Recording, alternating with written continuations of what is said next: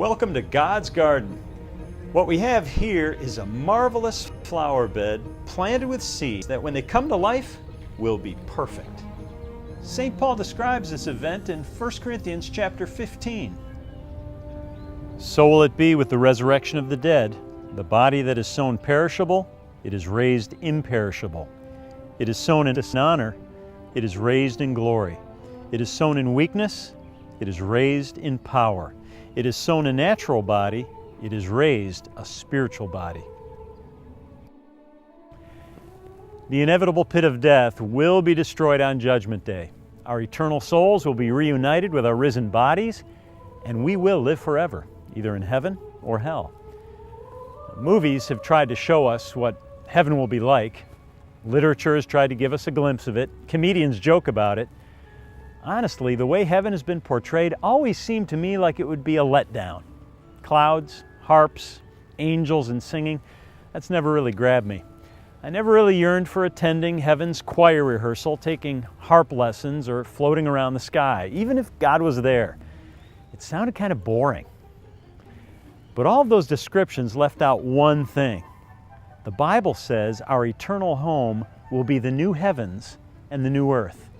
We won't be floating on clouds. We'll stand with our feet on the ground.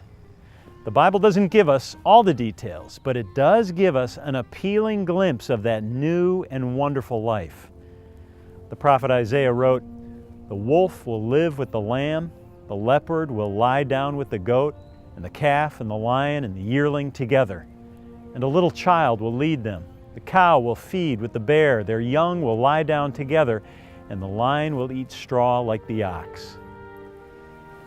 Clearly, heaven is not a generic and bland environment void of anything you love. God includes food and animals, complete care and contentment in His descriptions of the new heaven and the new earth. It's going to be good, really good. Good beyond our wildest imagination. Of course, the Bible just hints at the beauty, richness, and wonder of heaven. There's so much we don't know, and I'm sure there'll be plenty of surprises from our God who loves to delight us with His love and grace. You'll also like who you're with. God values your relationships and the community that you're a part of. Heaven will be the perfect community. Heaven will be all about perfect relationships. So how will that work?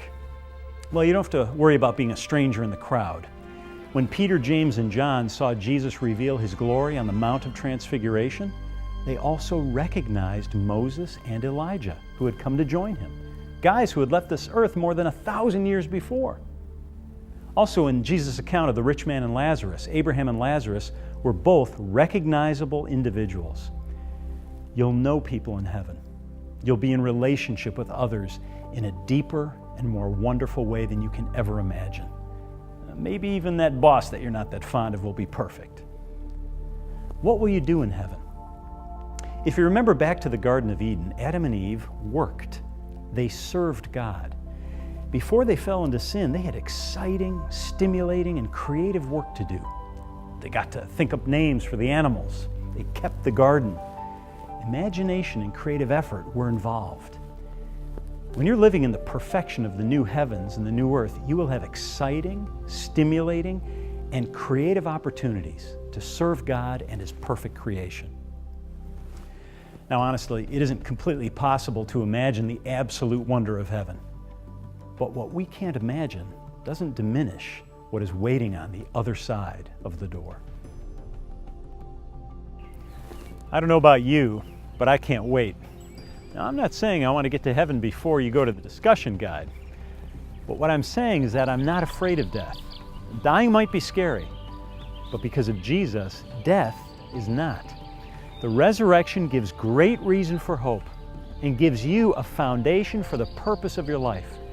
Even when everything looks hopeless, even when life isn't going the way you want it to, God has a great plan for you.